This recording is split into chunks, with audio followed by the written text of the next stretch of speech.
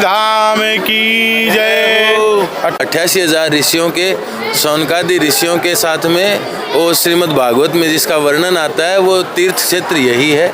नैमिषारण्य ही वो तीर्थ क्षेत्र है जहाँ पर 88,000 ऋषियों ने तपस्या करी।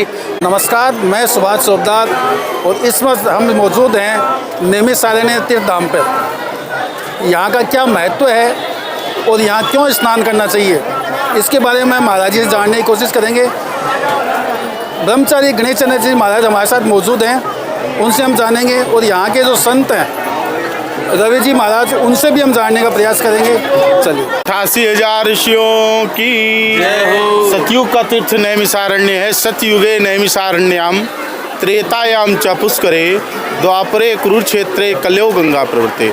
सतयुग में 88,000 ऋषि मुनि 33 करोड़ देवताओं को तप करने के लिए भगवान ब्रह्मा जी ने अपने मन के द्वारा इस चक्र की उत्पत्ति की।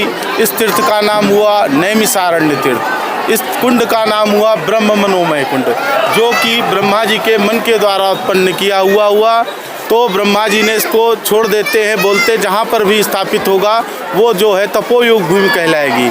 तो यहाँ पे आरण्य माने होता है जंगल।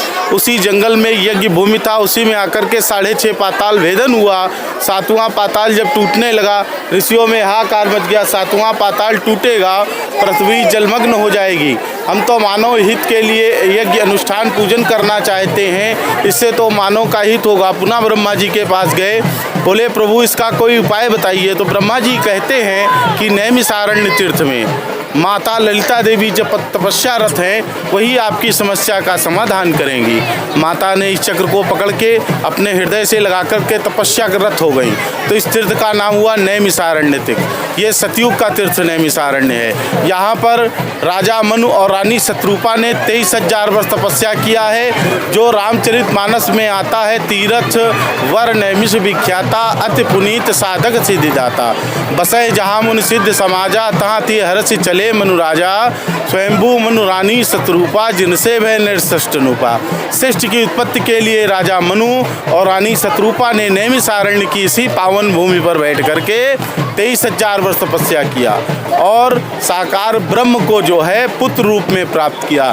जो अभी आप लोग रामलला जी के दर्शन करने जा रहे हैं वो वरदान भूमि नैमिषारण्य है। इसको नाभि गया भी कहते हैं। चरण गया गया जी, नाभि गया नैमिषारण्य और मस्तिष्क गया बद्रीनाथ धाम।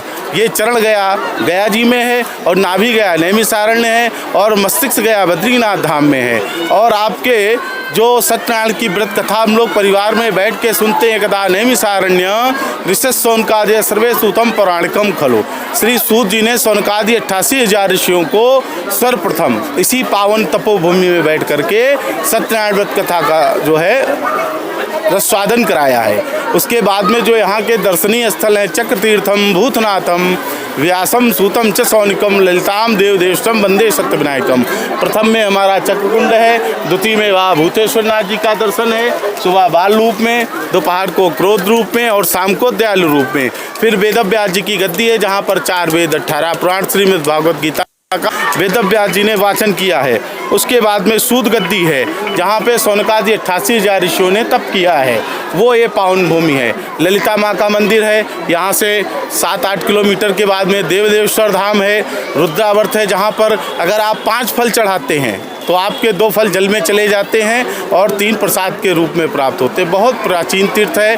पंचकोशे प्रमाणे नैमिष मंडले, 5 कोश में पूरा पश्चिम उत्तर दक्षिण की जो भूमि है वो नैमिषारण्य की भूमि है। जो यहाँ हमारे नैमिषारण्य का 84 कोश का यात्रा होता है, जो कि प्रतिवर्ष फाल्गुन की शुक्ल पक्ष की प्रतिपदा से प्रारंभ होता है और होली की पूर्णिमा कर उसको मिश्रिक तीर्थ में विश्राम होता है। तो ये 1 मार्च से हमारा 84 कोश का यात्रा प्रारंभ होगा।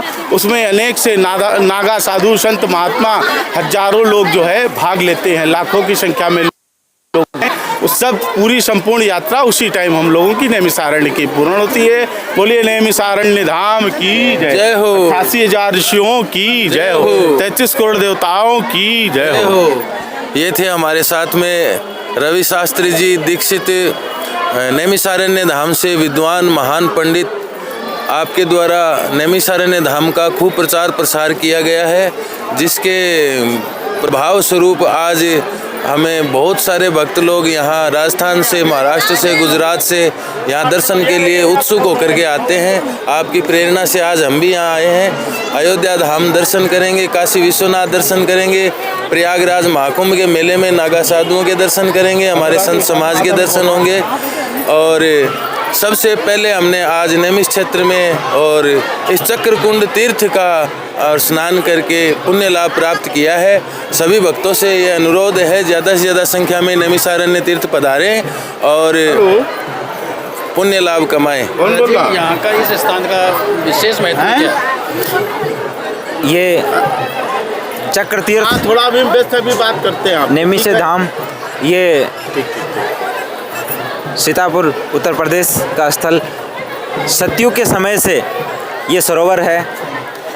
कहा जाता है कि भगवान श्री राम ने अश्वमेध यज्ञ यहीं पे किया। लव कुश का भी इस जगह से घनिष्ठता रही, वाल्मीकि भगवान की भी यहाँ से काफ़ी घनिष्ठता रही। इसका अत्यधिक महत्व बताया जाता है। सत्यनारायण की कथा प्रथम बार यहीं पे कही गई और श्रवण की गई। ऐसे सैकड़ों यहाँ के पुण्य और प्रताप हैं, जिनकी वजह से ये हमारे सनातन धर्म का बहुत ही महत्वपूर्ण स्थल है, जो सतयुग काल से प्रेरणा का स्रोत है। धन्यवाद। वैसे तो भाई रवि दीक्षित जी ने सब बता दिया।